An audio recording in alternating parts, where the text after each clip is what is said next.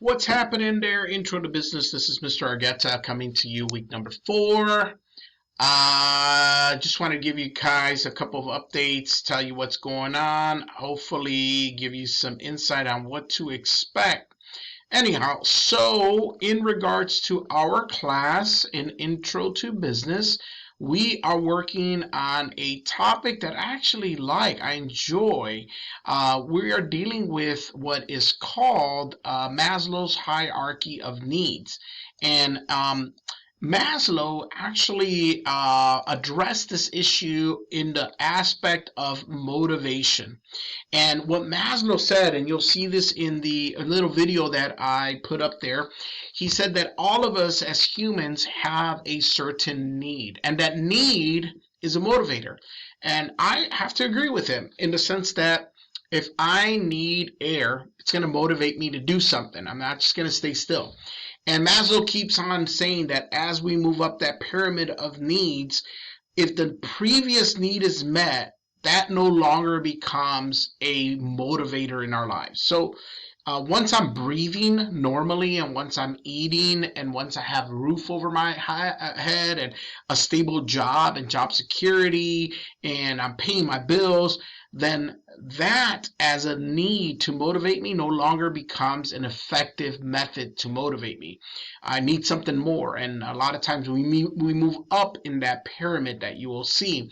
We want to be part of something. We want to belong to things. We want relationship. We want a good relationship. And then we move on to wanting to be acknowledged, aspired, someone productive in society, and so on. And I compare it to like the Grammys or the Emmys.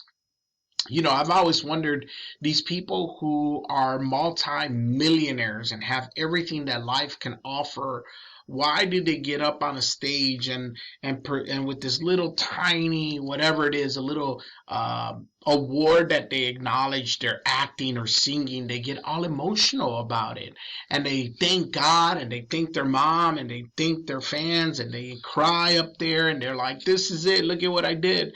Um, it's not about the money at that point, because they have a roof over their head, they have money, they got all the things that they can ask for, but their motivator in life is to be recognized, acknowledged, esteemed, loved, be a part of something bigger than what they are. So this is a really important concept, especially for business, because as you will see in business, if you relate it to business, we have a need in business to make a profit, of course, but why? What's the purpose of that? And the mission, if you may, of the company, the mission of your business, the vision. What's the vision? What are we trying to get to? And that need to accomplish that motivates us and our employees.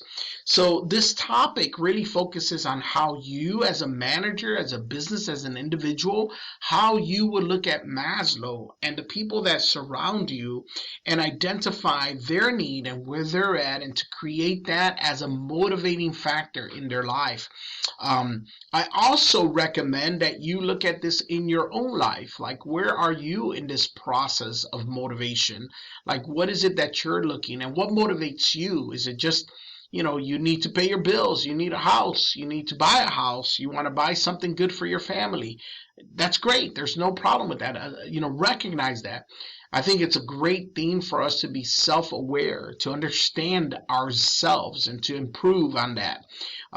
So that being said, Chapter 9 is about motivating your workforce, and Chapter 10 is about human resource. So if you are taking principles of management as well as this, human resource also is a topic we're doing in principles of management, and this is the other topic. So you're going to have a lot of similarities, a lot of things that you will see that are exactly the same. So other than that, guys, what else can I tell you? Today I had a cup of coffee, but I want to show you this. Let's see if I can find them. Yeah.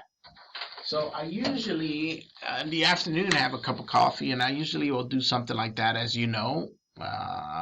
There you go.